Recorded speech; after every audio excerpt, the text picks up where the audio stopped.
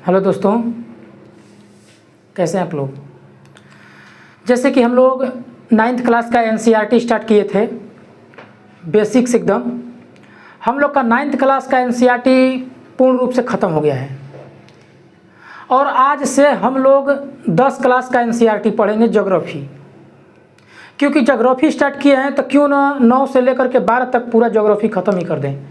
क्योंकि बार बार अगर आज ज्योग्राफी 9 क्लास का पढ़ा दिए, कल पढ़ा दिए 10 क्लास का हिस्ट्री, तो फिर खिचड़ी टाइप का हो जाएगा। तो इसलिए हम सोच रहे हैं कि क्यों ना ज्योग्राफी ही टोटल बेसिक से लेकर के हाई लेवल का सब क्लियर कर दें। तो हम आज 10 क्लास का ज्योग्राफी पढ़ाने जा रहे हैं एनसीईआरटी। और पिछले क्लास में जैसे कि हम कहे थे कि एक ही मैराथन वीडियो में सब ला देंगे, तो बाद में रियलाइज हमको हुआ कि नहीं, अगर एक ही मैराथन वीडियो में सब ला देंगे तो प्रॉब्लम क्या होगा। या तो अगर अच्छा से डिटेल से पढ़ाएंगे, एक वो क्लास का ख़त्म करने में लगभग मान के चलिए कि आपका 3 से 4 घंटा लग जाएगा। उस तरह क्या होगा कि आपको देखने में काफ़ी बोरिंग महसूस होगा और अच्छा से समझ, जब बोरिंग होगा तो आपका ब्रेन ही वैसा काम नहीं करेगा कि जिससे समझ में आ जाए। तो हम सोचे हैं कि 30 से 30 मिनट का क्यों ना वीडियो बना करके 4 को 5 को चैप्टर ख़त्म कर देते हैं। क्या दिक्कत है। अगर 2x पर करके देखिएगा तो 15 मिनट में एक वीडियो, 15 मिनट में एक वीडियो, यानी कि 4 को चैप्टर है तो आराम से आपको 1.5 घंटा 2 घंटा में आप निपटा दीजिएगा। तो हमारा एक कहने का मतलब है कि थोड़ा लेट ही पढ़िए, थोड़ा ज़्यादा ही वीडियो देख लीजिए, लेकिन आपके पास कंटेंट वैसा होना चाहिए कि फिर बाद में कोई चीज़ न देखना पड़े। ठीक, तो आज हम चालू करने जा रहे हैं 10 क्लास के एनसीईआरटी का ज्योग्राफी। ठीक, 10 क्लास का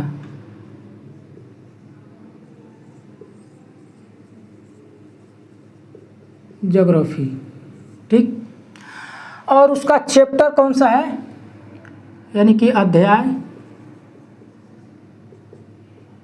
1 है। ठीक, अध्याय 1 में क्या है। अध्याय 1 में है संसाधन एवं विकास। अब यहाँ संसाधन का मतलब क्या होता है। संसाधन का मतलब वो होता है जैसे कि आपके घर में कोई चीज़, उपयोग का चीज़ पड़ा हुआ है, यानी कि आपके काम में आने वाला हर चीज़ आपको संसाधन के रूप में प्रयोग कर रहे हैं आप। संसाधन उसे कहते हैं जो पर्यावरण, यानी कि जितना हमारा इन्वायरमेंट है, जितना पर्यावरण है, पेड़ पक्षी पौधा जितना भी सब है, जो आपके उपयोग में आ रहा है वो संसाधन है। जो आपके उपयोग में आ रहा है उसको क्या बोला जाता है, वो संसाधन। ठीक, अब संसाधन का मतलब वस्तु या कोई चीज़ ही हो गया, ये सब आपका संसाधन जो आपके उपयोग में आता है। और विकास, अब बताइए, जब औपनिवेशिक शासन था भारत में, औपनिवेशिक कहने का ये मतलब है कि जब अंग्रेज हमारे भारत में थे तो उस टाइम क्या था, हमारे पास संसाधन बहुत था। ऐसा बात नहीं है, भारत में संसाधन अभी भी है, लेकिन यदि आप उसका उपयोग नहीं करना जानते हैं तो उस संसाधन का काम क्या रह जाएगा। अगर कपास आपके यहाँ बहुत हो रहा है, ये पूरा इतिहास गवाह है कि जो कपास है भारत में सबसे बढ़िया उत्पादन होता था, नील का उत्पादन सबसे बढ़िया होता था, सबसे ज़्यादा होता था। बताइए कि अगर उसका उत्पादन करके उपज कर दिए उसका, लेकिन उसको बनाने का जो प्रोडक्ट है, उत्पादन है, अगर नहीं बनाने आएगा तो फिर वो किस काम करा जाएगा। तो हमारा औपनिवेशिक काल से लेकर के अब तक हमारे पास संसाधन का कमी नहीं है, बस यही है कि उसका हम लोग उपयोग सही से नहीं करना जानते हैं। भारत में न सही ढंग का कंपनी उस टाइप का है जो संसाधन को ज़्यादा प्रोडक्शन तैयार करके और हम लोग तक पहुँचाए जिससे सामान सस्ता हो। तो संसाधन विकास, विकास का मतलब क्या होता है कि जो धीरे धीरे इंक्रीज होता जा रहा है, जैसे कि खनिज संसाधन हो गया, जैसे लोहा टीना ये सब है, मिक्स करके कोई सामान बना रहा है, तो धीरे धीरे क्या है कि उस संसाधन का उपयोग है, उसको उपयोग में लाने के लिए धीरे धीरे जो विकास किया जा रहा है, आगे जा रहा है, उसी को बोलते हैं विकास। यानी कि संसाधन उसके बाद विकास। ठीक। इस चैप्टर का मतलब हम समझा दिए। इस चैप्टर में हम लोग देख लेते हैं कि क्या क्या पढ़ने वाले हैं, ठीक है। तो एक बार देख लेते हैं। पहले बात है संसाधन का परिभाषा बता दिए, संसाधन का परिभाषा, ठीक। दूसरा वाला है संसाधन का वर्गीकरण, संसाधन का वर्गीकरण, ठीक। तीसरा में है संसाधन का उपयोग, संसाधन का उपयोग, ठीक। अब इस संसाधन का उपयोग कर लिए, उसके बाद चौथा नंबर में संसाधन का संरक्षण, संरक्षण, ठीक। पांचवा में है भूमि से संबंधित, यानी कि भूमि का उपयोग, उपयोग, ठीक। फिर छठवां में है जब उपयोग कीजिएगा तो फिर भूमि का उपयोग कीजिएगा तो ऐसे थोड़ी ना उपयोग कीजिएगा कि अगला पीढ़ी के लिए सब बर्बाद कर दीजिएगा। भूमि का संरक्षण, ठीक। साथ में हम लोग पढ़ेंगे मृदा, ठीक। अब मृदा में 3 प्रकार, जैसे कि वो जलोढ़ मिट्टी है, जलोढ़, उसके बाद काली, उसके बाद लैटेराइट, उसके बाद लाल मृदा, एक है वन मृदा। ओवरऑल देखा जाए तो हमारा चैप्टर लगभग 7 टॉपिक पर हम लोग को चर्चा करना है आज। कितने टॉपिक पे? 7 टॉपिक पे। संसाधन का परिभाषा हम आप लोग को बता दिए, संसाधन किसे कहते हैं, संसाधन क्या है, इसका डिफिनेशन हम दे दिए हैं, ठीक। एक टॉपिक हमारा क्लियर हो गया। अब देखते हैं संसाधन का वर्गीकरण, संसाधन का वर्गीकरण, ठीक। संसाधन का वर्गीकरण मतलब है कि संसाधन का भेद, यानी संसाधन का प्रकार। तो संसाधन है, इसको 2 भाग में बांटा जाता है। एक है प्राकृतिक है, एगो मानव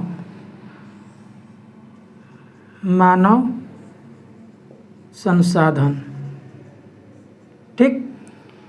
प्राकृतिक संसाधन, आप बोलिएगा संसाधन का वर्गीकरण जिसमें प्राकृतिक संसाधन है और मानव जनित संसाधन है। तो प्राकृतिक संसाधन का मतलब क्या है और मानव जनित संसाधन का मतलब क्या है? प्राकृतिक संसाधन का जैसे कहने का ये मतलब है कि डायरेक्ट अगर लोहा को देखा जाए, कोयला को देखा जाए, कोयला हमारे आग जलाने में और जो विद्युत उत्पादन करने में होता है, तो प्राकृतिक का देन है ना। ऐसा बात थोड़ी है ना कि कोई मानव बनाया है, वो तो प्राकृतिक का बना हुआ है। तो उसको क्या बोलते हैं? जो प्राकृतिक के माध्यम से बना हो, यानी जो प्राकृतिक के माध्यम से बना हो, प्राकृतिक के माध्यम से, ठीक। और एक है मानव, यानी कि जो मनुष्य बनाया है, मनुष्य का बनाया हुआ जो हम लोग उपयोग करते हैं, मनुष्य का बनाया, ठीक। जो प्राकृतिक द्वारा संसाधन का निर्माण होता है उसे प्राकृतिक संसाधन कहते हैं। मानव संसाधन का मतलब है कि जो मनुष्य ने बनाया है और हम लोग उसका उपयोग कर रहे हैं। प्राकृतिक संसाधन में जैसे कि कोयला या फिर आप तांबा, ये सब देख रहे हैं, तांबा, ठीक। मनुष्य का जैसे कि आपने देखे होंगे, ऐसा तो है हर चीज़ प्रकृति का, ऐसा बात नहीं है, लेकिन मोबाइल फ़ोन उपयोग हम लोग कर रहे हैं। जो भी मतलब कि जैसे कि कोई कांस्य का हुआ तो है प्रकृति, कांस्य का, तांबा का, ठीक। तो ये सब है प्राकृतिक। लेकिन जो मिलावट करके बना रहा है कौन बना रहा है? मनुष्य बना रहा है। ठीक, और इसमें क्या है कि डायरेक्ट है, कोयला को खनिए और डायरेक्ट जलाइए। ठीक, तो मानव संसाधन का मतलब समझ गए और प्राकृतिक संसाधन का मतलब समझ गए। अब प्राकृतिक संसाधन में इसके दो भाग हैं। इसके कितने भाग हैं? दो। पहला कौन सा है? नवीकरणीय, नवीकरणीय, नवीकरणीय, अनवीकरणीय, नवीकरणीय। ठीक, मानव में क्या है कि आपको इसमें है कोई प्रकार नहीं, बस मानव संसाधन का मतलब समझ जाइए। अब इसका देखिए नवीकरणीय संसाधन, नवीकरणीय, अनवीकरणीय। देखिए कोई भी एग्जाम में बैठ जाइए, समझे? नवीकरणीय ऊर्जा और अनवीकरणीय ऊर्जा से बहुत ज़्यादा कन्फ्यूजन होता है, बहुत ज़्यादा सवाल भी आता है। लेकिन हाँ, आज के बाद कन्फ्यूजन नहीं रहेगा, ये हमारा वादा है। नवीकरणीय, नवीकरणीय, नवीकरणीय मतलब कि नवीकरणीय यानी कि जिसका निर्माण किया जा सकता है, यानी कि जिसका निर्माण किया जा सकता है उसे नवीकरणीय कहते हैं। यानी कि जो बार बार उसका उत्पादन किया जा रहा है या फिर वो अचल है, यानी खत्म नहीं होगा। न से निर्माण, यानी कि जिसका निर्माण किया जा सकता है उसे नवीकरणीय संसाधन कहते हैं। नवीकरणीय मतलब कि जिसका निर्माण किया जा सकता है। ठीक, देखिए यहाँ पर लिख दे रहे हैं, जिसका निर्माण किया जाता हो, किया जाए या ज़्यादा समय तक चले। ठीक, जैसे कि नवीकरणीय जिसका निर्माण किया जा सकता है या लंबे समय तक चले। अब सेम इसका उल्टा लगा लीजिए यहाँ पर, सेम इसका उल्टा लगा लीजिए यहाँ पर, यानी कि जिसका निर्माण नहीं किया जा सकता है, यानी कि एक समय के बाद खत्म हो जाएगा। यानी कि एक समय के बाद नवीकरणीय जिसका निर्माण किया जा सकता है, अनवीकरणीय जिसका निर्माण नहीं किया जा सकता है या फिर कुछ समय के बाद खत्म हो जाएगा। यहाँ पर लिख लीजिए, जिसका निर्माण न किया जा सके या एक समय बाद खत्म। ठीक, यहाँ तक समझ में आ गया होगा। नवीकरणीय जिसका निर्माण किया जा सकता है, लंबे समय तक चले, अनवीकरणीय जिसका निर्माण नहीं किया जा सकता है और एक समय के बाद खत्म हो जाए। समझ में आ गया होगा। जैसे कि इसमें सौर का ऊर्जा देखिए, सौर ऊर्जा। ठीक, सौर ऊर्जा के अलावा इसमें आप देख सकते हैं कि जैसे कि वायु चक्की है, पवन चक्की, वायु चक्की या पवन चक्की उसको बोलते हैं। तो कहने का ही मतलब है कि ऐसा बात नहीं है, एक दिन सूर्य भी नष्ट होगा। जब सूर्य नष्ट होगा तो उसका एनर्जी भी गायब हो जाएगा। एक दिन जब सूर्य नहीं रहेगा तो पृथ्वी का भी विनाश हो जाएगा, तो उस समय पृथ्वी भी मतलब कि गायब हो जाएगा। वो ऐसे ख़त्म होगा लेकिन जल्दी नहीं ख़त्म होगा।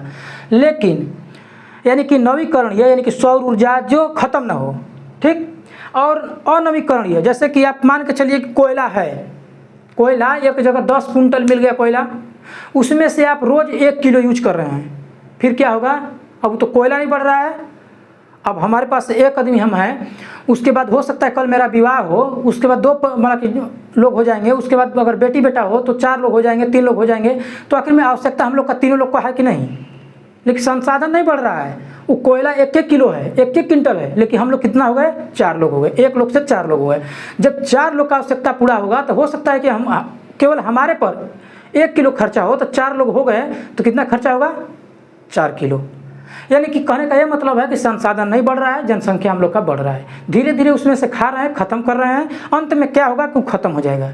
जैसे कि आपके कुठली का चावल, यानी कि जो चावल आप लोग घर में रखे हुए हैं 1 क्विंटल 2 क्विंटल, आप बताइए कि 6 महीना साल भर या सीजन आते आते आप लोग का चावल ख़त्म हो जाता होगा। यानी कि उसको अनवीकरणीय कह सकते हैं। खनिज संसाधन हो गया, ये अनवीकरणीय है। लोहा कोई जगह पाया गया, उसका उपयोग कीजिएगा, ख़त्म हो जाएगा। तो जो खत्म हो जाएगा उसको अनवीकरणीय, जो खत्म नहीं होगा उसे अनवीकरणीय। ठीक, यानी कि जो निर्माण किया जा सकता है जो न खत्म होके परमानेंट हो उसको क्या बोला जाता है, नवीकरणीय। जो खत्म हो जाए अनवीकरणीय। उसी के साथ एक तरह देखा जाए, यहाँ पर नहीं लिखे हैं, शायद एनसीईआरटी में भी नहीं लिखा गया है, इसमें है एक परंपरागत। ये भी क्वेश्चन में एग्जाम में बहुत पूछता है। दूसरा है अपरंपरागत। ठीक, परंपरागत मतलब क्या होता है कि जो उपयोग के बाद खत्म हो जाए। परंपरा यानी कि एक परंपरा के अनुसार चल रहा है, अंत में खत्म हो जाएगा। अगर मनुष्य का उत्पत्ति हुआ है तो उसका अंत भी होना निश्चित है। यदि हम लोग जन्म लिए हैं तो हम लोग का मृत्यु भी फिक्स है, निश्चित है। उसी तरह कहने का ये मतलब है कि जो परंपरा के अनुसार चले और ख़त्म हो जाए उसे परंपरागत कहते हैं। ठीक, परंपरागत का मतलब है कि जो परंपरा के अनुसार चले, अंतिम में ख़त्म हो जाए। जैसे कि कोयला,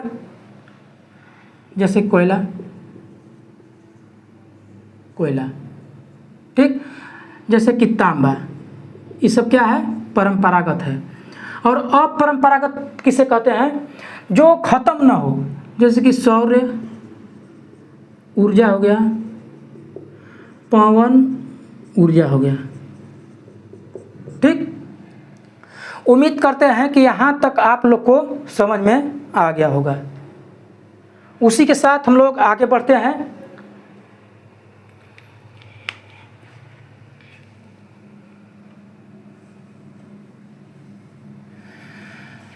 अब हम लोग दूसरा टॉपिक क्लियर कर लिए हैं, तीसरा टॉपिक की तरफ चलते हैं और उम्मीद करते हैं कि आप लोग को अच्छा से समझ में आया होगा। अगर जो भी नहीं समझ में आया होगा उसको कमेंट में आप लोग लिख दीजिएगा।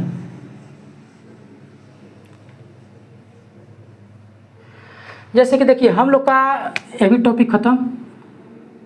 अब देखते हैं संसाधन का उपयोग। संसाधन का उपयोग, आप लोग सोचिएगा कि संसाधन का उपयोग अब तो उपयोग हो ही रहा है, लेकिन फिर भी पढ़ा क्यों रहे हैं। तो देखिए कोई चीज़ ऐसे नहीं पढ़ा जाता है। संसाधन का उपयोग। ठीक, अब संसाधन का उपयोग करने का ये मतलब है, हमारा ये तात्पर्य कहने का है कि संसाधन को इस तरह उपयोग कीजिए। हम मान रहे हैं कि आपको नहाने में 1 लीटर पानी का आवश्यकता है, 10 लीटर पानी का आवश्यकता है, 20 लीटर पानी का आवश्यकता है, लेकिन आप नल को खुला छोड़ देते हैं, जिससे कितना पानी नुकसान होता है। एक दिन में नहाने में कितना पानी खर्च होता है, लगभग 40 से 50 लीटर, जबकि आपको कितना पानी चाहिए था, 20 लीटर, लेकिन खर्च कितना हुआ, 50 लीटर। अब बताइए 30 लीटर पानी जो ख़त्म हुआ है, जो 30 लीटर पानी ख़त्म हुआ है, तो आज आपको नहीं समझ में आ रहा है, लेकिन साल, 2 साल, 4 साल, 10 साल, 20 साल के बाद वही पानी का किल्लत हो जाएगा, तो उस दिन का अहमियत पता चल जाएगा। तो संसाधन का उपयोग इस तरह कीजिए, संसाधन का उपयोग इस तरह कीजिए कि जो अगला आपका बाल बच्चा हो, भावी पीढ़ी हो, उसको भी वो चीज़ काम में आ जाए। ऐसा बात नहीं है कि आप बहुत चीज़ है मज़ा मार लिए, आपका बच्चा है वो तड़प रहा है किसी चीज़ के लिए।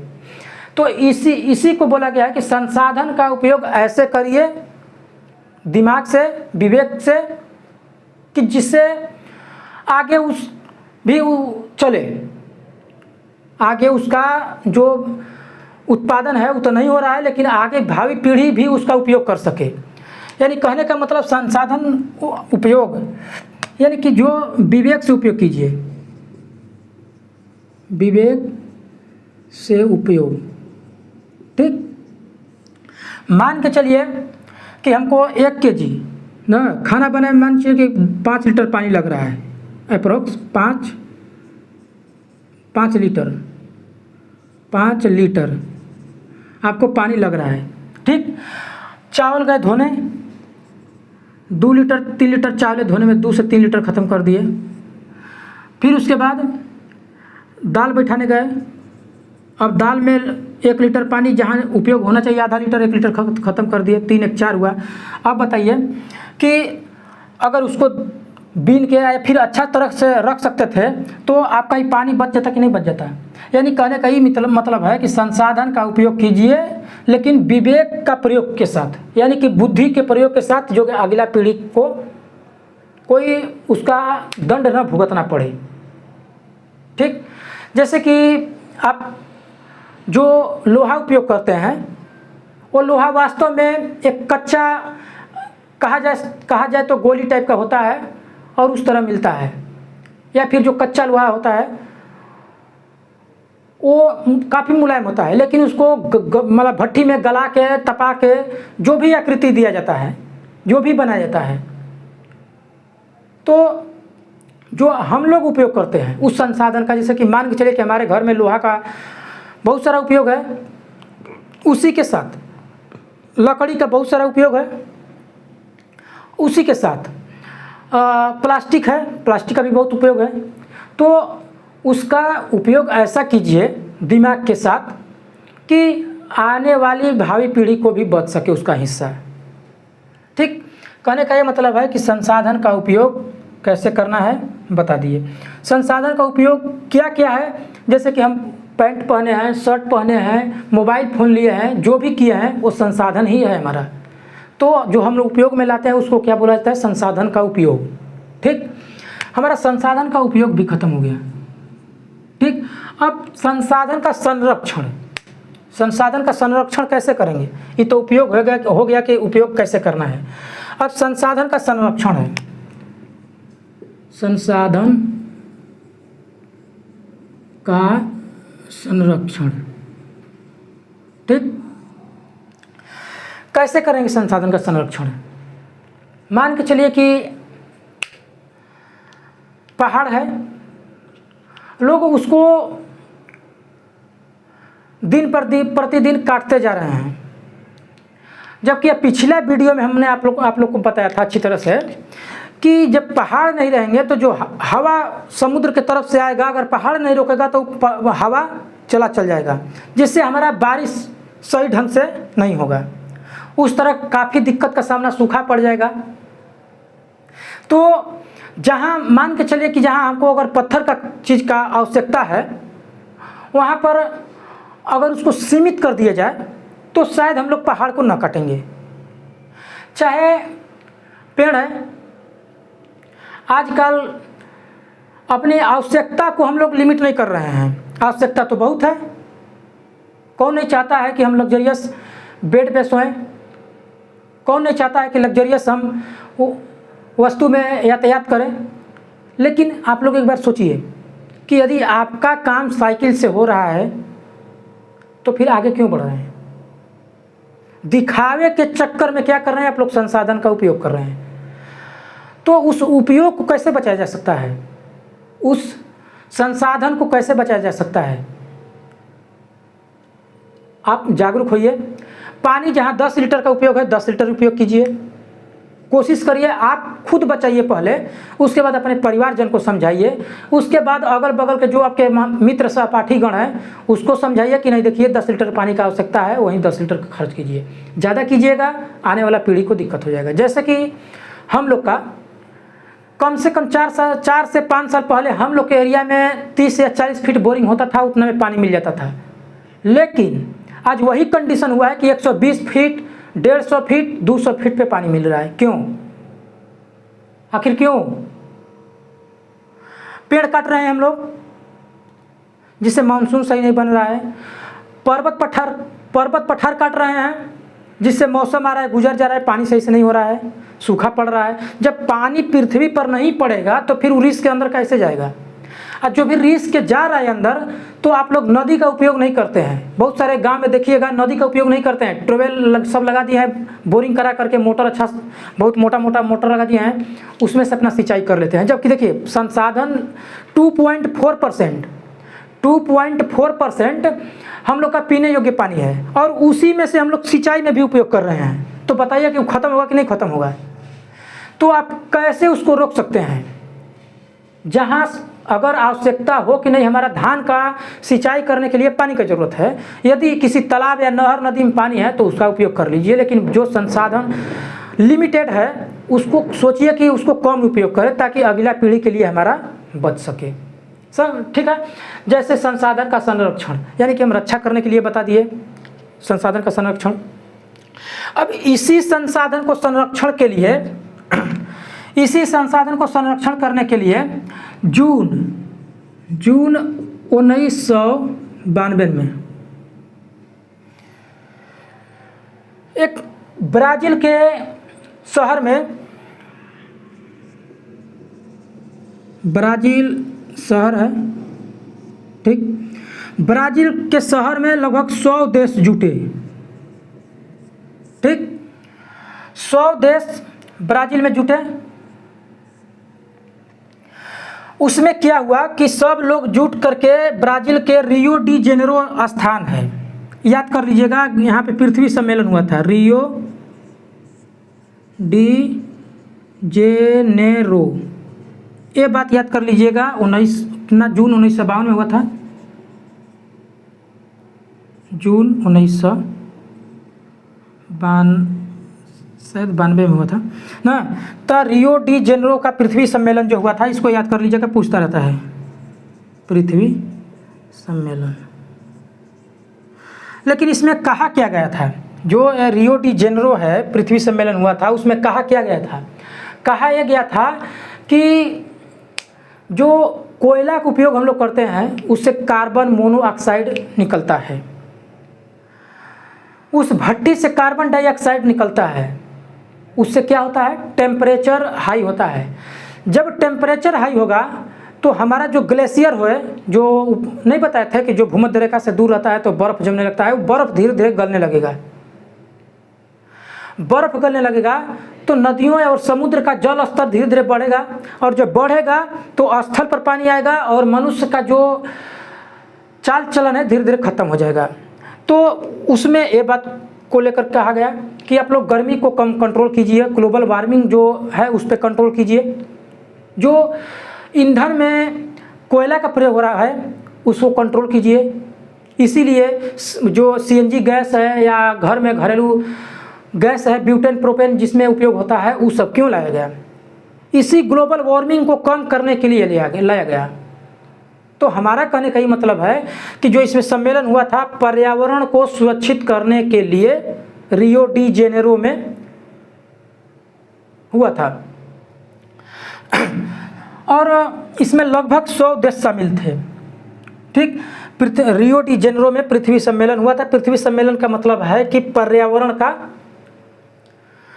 से संबंधित टोटल काम हुआ था। उसमें लोग को जागरूक किया गया कि नहीं, कैसे आपको पर्यावरण को बचाना है, पेड़ को कैसे बचाना है, जल को कैसे बचाना है, इसी को लेकर के रियो डी जेनेरो में पृथ्वी सम्मेलन हुआ था। समझ में आ गया होगा।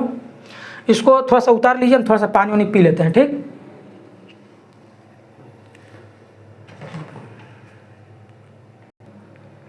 जैसे कि बता दिए कि रियो डी जेनेरो में जून 1992 में पृथ्वी सम्मेलन हुआ था। उसमें एजेंडा 21 लाया गया। एजेंडा 121 का मतलब क्या है, अरे 21 केवल 21, एजेंडा 21, एजेंडा 121 का मतलब क्या है कि उसमें 21 प्रकार का वस्तुओं पर कंट्रोल करने के लिए बताया गया कि 21 चीज़ ऐसा चीज़ है जो कि हम लोग को कंट्रोल करना है, अन्यथा ग्लोबल वार्मिंग धीरे धीरे बढ़ते जाएगा और ग्लेशियर बढ़ेगा, पानी धरातल पर आएगा और मनुष्य का रहना मुश्किल हो जाएगा। ठीक है, तो एजेंडा 21 बता दिए। लगभग हमारा ये टॉपिक है संसाधन का संरक्षण खत्म हो गया हमारा। ठीक है, अब भूमि का उपयोग, जैसे कि भूमि का उपयोग, जिस हम लोग भूमि पर रहते हैं उसका उपयोग क्या है। भूमि का उपयोग, भूमि का उपयोग, ठीक। जिस हम मिट्टी पे रहते हैं, जिस हम धरातल पे रहते हैं, उसको क्या बोलते हैं? भूमि। ठीक, भूमि का उपयोग का मतलब ये है कि उस मिट्टी से जो हम धरातल पर रहते हैं उसका उपयोग क्या क्या है। जैसे कि आप फसल बोते होंगे खाने पीने के लिए, कहाँ हो रहा है? भूमि पर हो रहा है। और यातायात चला रहे हैं, कहाँ चला रहे हैं? भूमि पर चला रहे हैं। कोई उद्योग लगा रहे हैं, कहाँ लगा रहे हैं? भूमि पर लगा रहे हैं। यानी कि ओवरऑल कहा जाए तो भूमि का उपयोग क्या क्या है?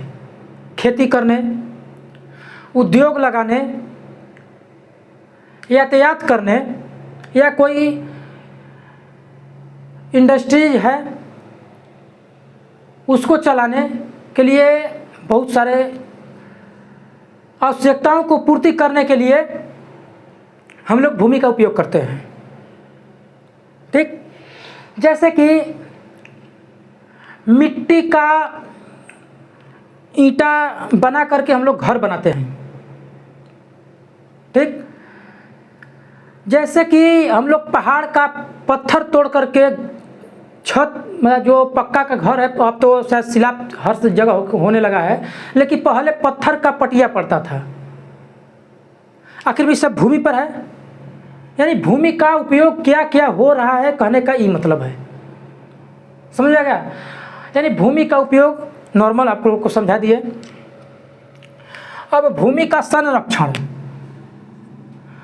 अब ये अगला क्या है? भूमि का संरक्षण। भूमि का संरक्षण कहने का ही मतलब है, घर बनाने में क्या प्रयोग हो रहा है? ईंटा। सीमेंट बनाने के लिए क्या प्रयोग किया जा रहा है? पत्थर, चूना पत्थर। अब बताइए कि दिन प्रतिदिन उसका अपर्दन करेंगे, कटाव छटाव करेंगे, तो ये उपजाऊ मिट्टी है वो ज़्यादा अंदर तक नहीं है। 1-2 किलोमीटर, अरे 1-2 किलोमीटर, 1 मीटर हद्दी अदा होगा उपजाऊ मिट्टी। बहुत बता दिया 1 मीटर आपको। ये ज़्यादा ऊपर नहीं, ज़्यादा नीचे नहीं होता है। तो उसका जो क्षरण हो रहा है उसको रोकने के लिए क्या अनेक प्रकार का विधि विधान बनाते हैं हम लोग। जैसे कि वहाँ पर पेड़ लगाना, वहाँ पर घास लगाना, जिससे मिट्टी का कटाव या जो धरातल हमारा उपजाऊ था उसको कंट्रोल करने के लिए सब करते हैं। ठीक है, जैसे कि पहाड़ है, पर्वत है, तो उसका धीरे धीरे कटाव हो रहा है, जिससे जो मनुष्य के रहने योग्य बस्तियां या जो भी मनुष्य के लिए संसाधन के उपयोग में चीज़ आ रहा था उससे धीरे धीरे नष्ट होता जाता है। उसी को बचाने के लिए जो विधि विधान बनाया जाता है, जो उसको रोकने के लिए रोकथाम किया जाता है, उसी को बोला जाता है भूमि का संरक्षण। लगभग हमारा 43% पर मैदान है। मैदान कहने का मतलब कि 43% जो भारत का भौगोलिक स्थिति है उसमें मैदान का हिस्सा कितना है? जो है 43%। और पठार का कितना भाग है? 27% पठार। ठीक, तो मैदान में बहुत सारी नदियाँ निकलती हैं। मैदान में बहुत ज़्यादा जो हिमालय नदियाँ हैं वो जाती हैं, वो काफ़ी स्पीड में जाती हैं और मृदा को काटते छाटते जाती हैं।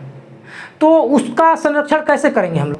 उसके आर पे कोई अच्छा जो वैज्ञानिक पद्धति हो उसके अनुसार कोई चीज़ लगाएंगे, या फिर घास लगाएंगे जिससे मिट्टी का कटाव कम हो, या फिर कोई पेड़ पौधा लगाएंगे। ठीक है, यानी कि लगभग 43% रहने योग्य भूमि है। उसमें बहुत सारे जनसंख्या देखिएगा तो साउथ इंडिया की अपेक्षा नॉर्थ इंडिया में ज़्यादा लोग रहते हैं। तो 43% जो रहने योग्य भूमि है या फिर भूमि का उपयोग हम लोग कर रहे हैं, तो आखिर में करते रहना ख़त्म हो जाएगा ना। करते रहेंगे तो उसको कैसे करें? रोकेंगे नहीं तो फिर अगला पीढ़ी कैसे उसका उपयोग करेगा? तो उसी लिए मैदानी भाग में जो चीज़ का क्षरण हो रहा है उसका कैसे रोकेंगे। पठारी क्षेत्र में क्या है कि पर्वत जो पठार है उसको काट काट के वहाँ का संसाधन को मतलब बिना विवेकहीन तरीका से देखा जाए तो उसका उपयोग किया जा रहा है, जिससे पठार भी नष्ट हो रहा है और मैदान भी नष्ट हो रहा है, पर्वत भी नष्ट हो रहा है। कहने का ही मतलब कि भूमि का उपयोग बता दिए, हर चीज़ भूमि पर है, भूमि का संरक्षण बता दिए और मैदान बता दिए कि 43% है और 27% पठार है। हमारा लगभग खत्म हो गया ये भी भूमि का संरक्षण। अब हमारे पास बचा क्या टॉपिक, मृदा।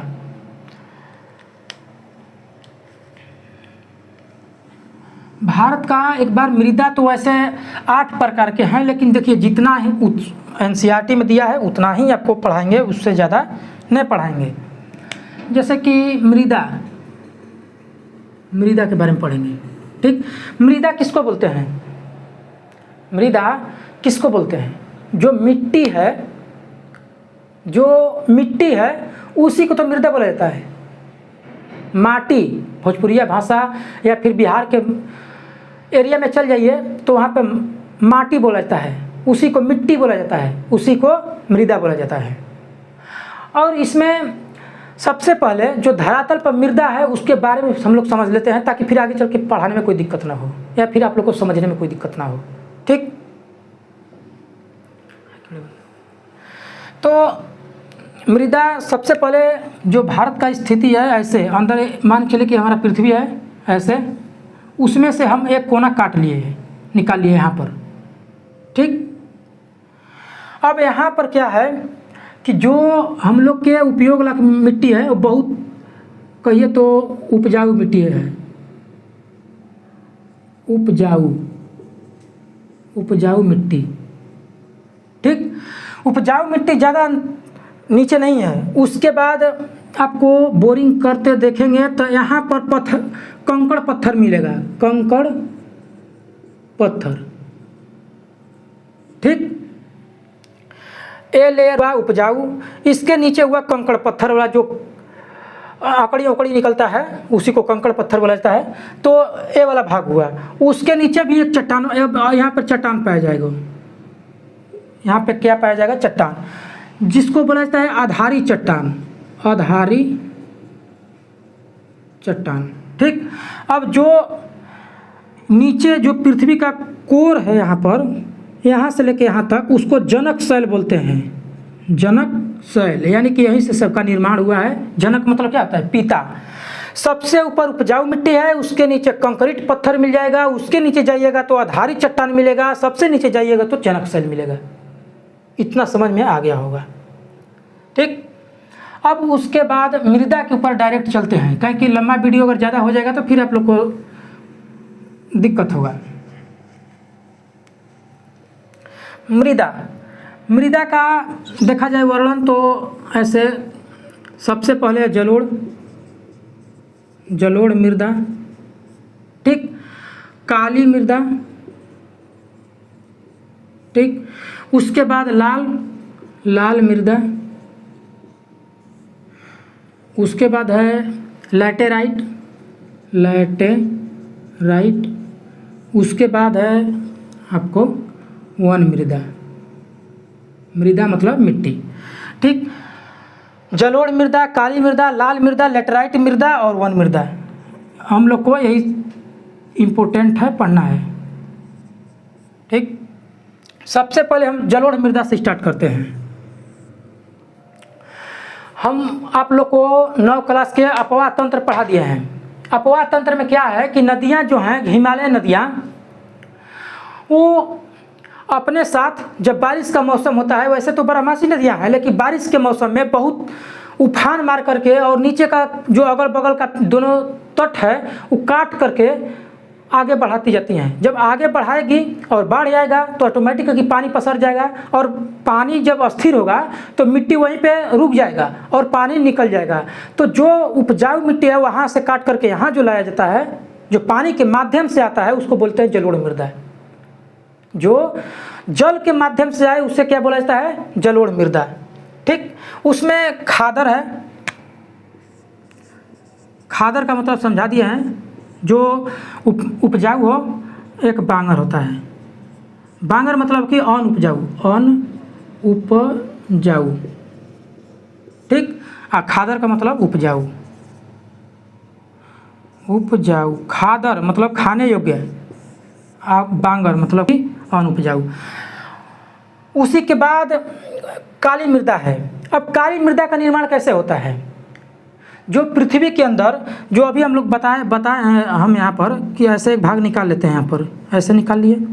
अब अंदर काफ़ी एकदम लावा मैग्मा एकदम धधकता हुआ, जैसे कि लोहा को गर्म कर दीजिएगा तो एकदम लाल हो जाएगा, या फिर इतना लिक्विड फॉर्म में हो जाएगा। वैसा ही आप कभी भट्टी में तपते हुए लोहा को देखे होंगे, एकदम पिघला हुआ मुलायम होता है।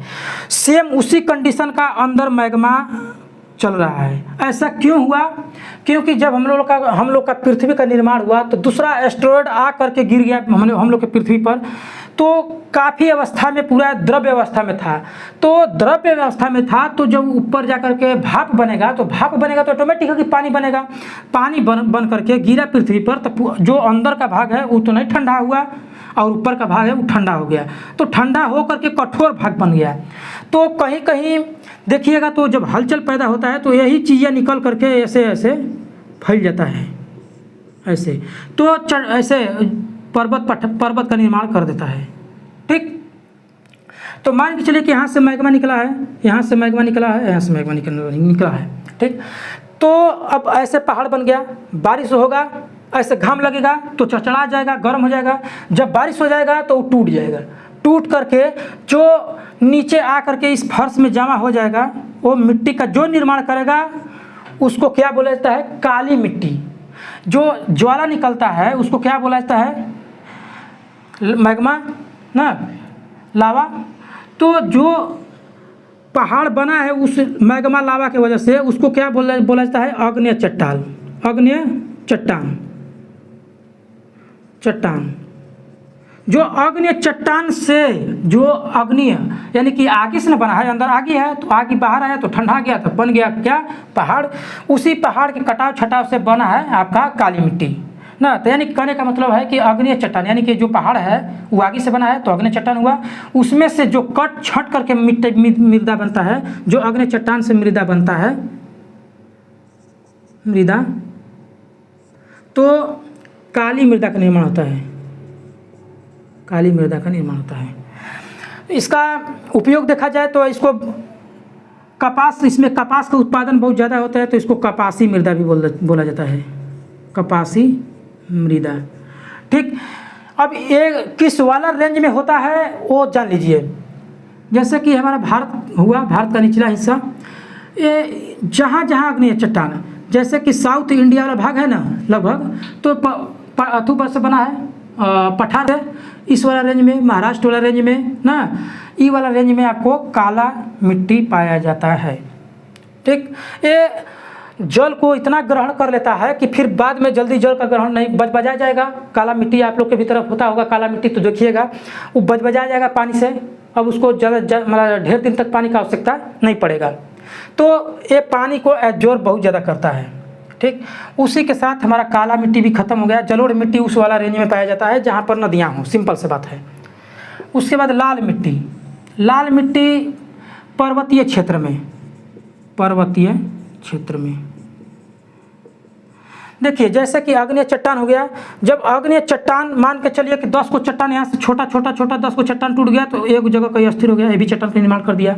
तो जो एक चट्टान का निर्माण करता है उसको बोलते हैं अवसादी, अवसादी, ठीक। अवसादी चट्टान से जो चीज़ का निर्माण, जो मिट्टी का निर्माण होता है उसे पर्वतीय क्षेत्र में जो मिट्टी होता है उसको लाल मिट्टी कहते हैं। पर्वतीय क्षेत्र में जो मिट्टी होता है उसको लाल मिट्टी बोला जाता है। लाल मिट्टी में आयरन जिससे लोहा भी कहा जाता है, आयरन ऑक्साइड के कारण ये लाल होता है, ठीक। ये भी लगभग इसी वाला रेंज में पाया जाता है। आपका लाल मिट्टी भी लगभग खत्म हो गया। लेटराइट मिट्टी, लेटराइट मिट्टी मतलब कि कहने का ये मतलब है कि जहाँ बारिश धीमा धीमा मध्यम हो उसे क्या बोला जाता है? लैटेराइट मिट्टी। जहाँ पर चिपचिपा मिट्टी हो। अब हमारे बिहार का कहीं देखें चिपचिपा मिट्टी नहीं।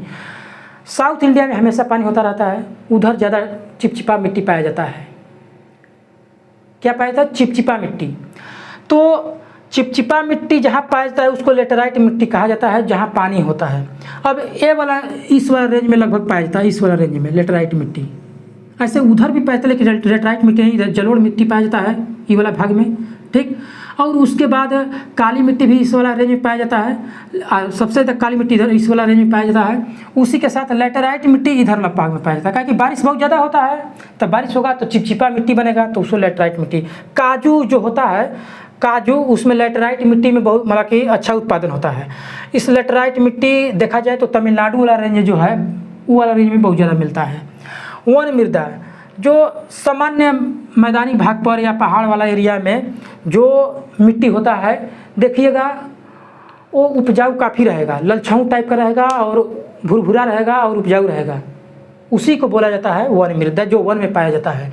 अब वन जैसे कि मध्य प्रदेश में बहुत ज़्यादा वन है, ठीक, तो वन में जो मिट्टी पाया जाता है उसको वन मृदा बोला जाता है। ओवरऑल हमारा आज का सिलेबस लगभग कंप्लीट हो गया, ठीक, टोटल बता दिए। अब थोड़ा सा बेसिक एक बार जानकारी दे देते हैं, पिछला उसमें रिवीजन ऐसे बताई है कि दोबारा देख लीजिएगा, अगर डाउट होगा तो क्लियर हो जाएगा, लेकिन उसमें कुछ थोड़ा जानकारी है उसको भी शेयर कर देते हैं। जैसे कि जो हम लोग का संसाधन है वो हर जगह सेम नहीं है, हर जगह संसाधन सेम नहीं है, बराबर नहीं है। झारखंड में, छत्तीसगढ़ में कोयला का भंडारण देखिएगा बहुत ज़्यादा होगा, वही अरुणाचल प्रदेश में चल जाइए, वही हमारे मध्य बिहार भाग में चल जाइए, वहीं उत्तर प्रदेश वाला रेंज में चल जाइए, वहाँ का पानी बहुत अच्छा, वो भी तो पानी भी संसाधन है, जल भी संसाधन है, तो उस वाला रेंज में जल बहुत बढ़िया से मिल जाएगा। कोयला झारखंड छत्तीसगढ़ वाला रेंज में मिल जाएगा। और राजस्थान वाला एरिया में आपको बालू ये सब मिल जाएगा। कहने का ही मतलब हमारा तात्पर्य है कि हर जगह जो संसाधन है वो बराबर नहीं है, तो हम लोग क्यों ना उस चीज़ का बंटवारा कर लें। जहाँ पर मिट्टी ज़्यादा हो रहा है, मान के मिट्टी नहीं, जहाँ पर देख रहे हैं कि कोयला बहुत ज़्यादा हो रहा है, कोयला है, तो क्यों ना हम अरुणाचल प्रदेश के मतलब प्रदेश को भी दें उतना, ताकि उसका भी आवश्यकता पूरा हो जाए, हमारा भी आवश्यकता पूरा हो जाए। तो कहने का ही मतलब है कि भारत में हर जगह सब समान जगह का संसाधन नहीं है। उसके बाद सतत विकास एक टॉपिक है, सतत विकास एगो आप देखिएगा तो उसमें नाम दिया है सतत विकास, सतत पोषण। सतत विकास ये मतलब होता है कि अच्छा ढंग से उपयोग करके आगे बढ़िए, मतलब कि सूटेबल, यानी जितना उपयोग है उतना का उपयोग करके क्रम वाइज ऊपर बढ़िए, ठीक, यानी पीढ़ी दर पीढ़ी आगे बढ़िए, उसी को सतत विकास बोला जाता है। आज का चैप्टर यहीं तक है, और वीडियो लगता है कि लंबा हो गया, तो बिना कुछ देरी किए हुए आज का क्लास यहीं समाप्त करते हैं। जितना टाइम दिए उसके लिए धन्यवाद।